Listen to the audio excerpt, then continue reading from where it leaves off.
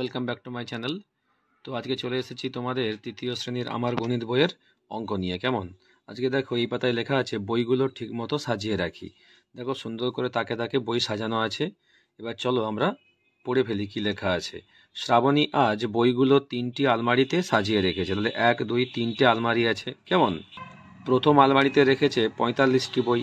তারপর দেখো 4 দশক 5 একক, ওই জন্য দেখো 4টা দশক নিয়েছে, 10-এর কার্ড, হলুদ কার্ড, আর 5টা লাল একক কার্ড। কেমন? দ্বিতীয় আলমারিতে রেখেছে 44টি বই। তাহলে 4 দশক আর 4 একক, 4টে হলুদ কার্ড এবং 4টা লাল কার্ড। তৃতীয় আলমারিতে রেখেছে 42টি বই, 4 দশক 2 একক, 4টা দেখো হলুদ কার্ড আছে আর 2টো লাল কার্ড। কেমন? এবারে বলছে ওই 3টি আলমারিতে সাজিয়েছে মোট কটি বই। তাহলে এই 3টে আলমারিতে কতগুলো বই আমাদেরকে যোগ করতে হবে, 45, 44 আর 42। দেখো সুন্দর করে এখানে সাজানো আছে। আমরা জানি 10টা লাল কার্ড মানে কি একটা হলুদ কার্ড। 1 2 3 4 5 6 7 8 9 10। তাহলে 10টা লাল কার্ডের বদলে আমরা দেখো একটা হলুদ কার্ড নিয়েছি, আর একটা লাল কার্ড পড়ে আছে মানে 1 একক। কেমন? আর এখানে আছে দেখো 4 4 8, 12টা হচ্ছে যে হলুদ কার্ড। তা আমরা তো 12টা হলুদ কার্ড বসাতে পারবো না। আমরা জানি 10টা হলুদ কার্ড মানে একটা সবুজ কার্ড নেবো। কেমন? আর একটা সবুজ কার্ড মানে 1 শতক। ঠিক আছে? তাহলে দেখো এখানে 10টা হলুদ কার্ডের বদলে একটা সবুজ কার্ড বসিয়ে দিয়েছি, আর 10টা লাল কার্ডের বদলে একটা আমরা হলুদ কার্ড বসিয়ে দিয়েছি। তাহলে কত হয়েছে দেখো 1 শতক। আর দেখো কটা বাকি আছে, 1 2 3টে বাকি আছে হলুদ কার্ড, 3 দশক, আর একটা বাকি আছে লাল কার্ড, 1 একক। কেমন? তাহলে কত হচ্ছে দেখো 130 আর 1 মানে 131। তাহলে এখানে বসিয়ে দেবো 3টি আলমারিতে সাজিয়েছে মোট 131টি বই। তাহলে শ্রাবণীর দাদার ঘরে আলমারিতে 102টি বই আছে। শ্রাবণীর দিদির ঘরে 49টি বই আছে। শ্রাবণী সাজালো কটি বই? 131টি। তাহলে এখানে 131 বসাতে হবে তোমাকে। বসিয়ে বলছে এখন মোট বই হলো কত। আমাদেরকে এবার সংখ্যায় যোগ করে বসাতে হবে। দেখো 9 একে 10, 10-এর সঙ্গে 2 যোগ করলে হবে 12। তাহলে 12 2, হাতে থাকে 1, 3 4 7, 7 1 8, আর 1 1 2, 282টি বই। কেমন? এরপরে দেখো এই নিয়মে আমাদেরকে হাতে রাখা যোগগুলো করতে হবে।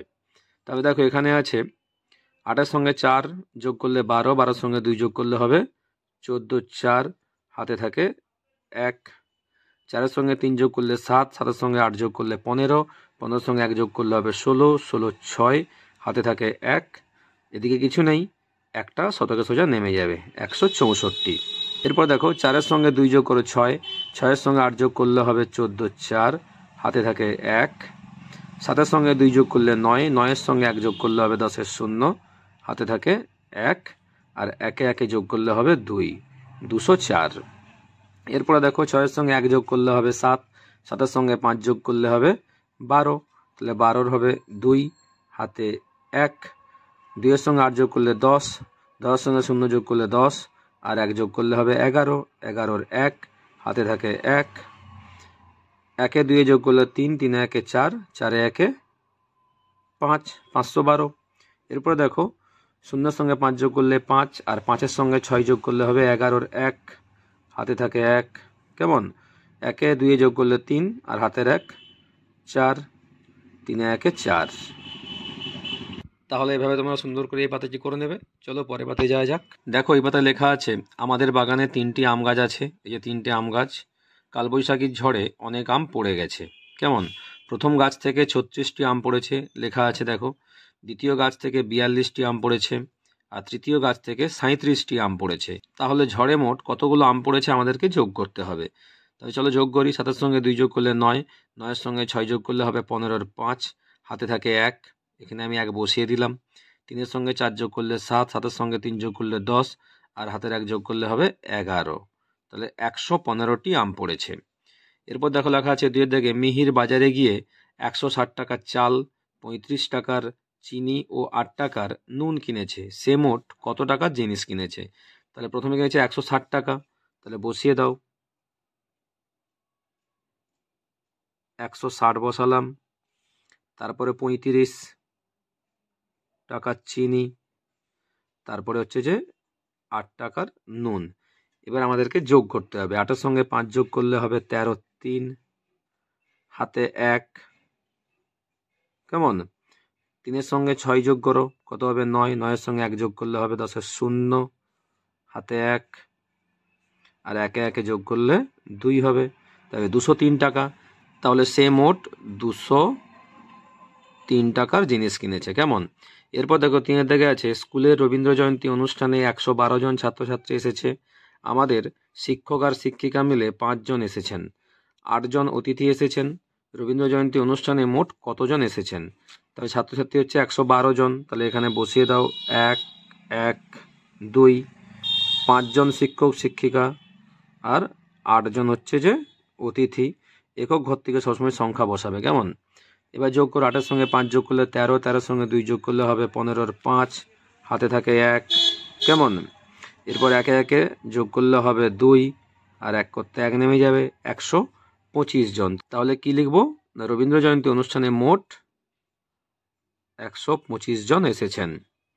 এরপর দেখো 4-এর দাগে আছে, একটা 3 অঙ্কের, একটা 2 অঙ্কের আর একটা 1 অঙ্কের সংখ্যা নিয়ে বাস্তব সমস্যা তৈরি করি ও যোগ করি।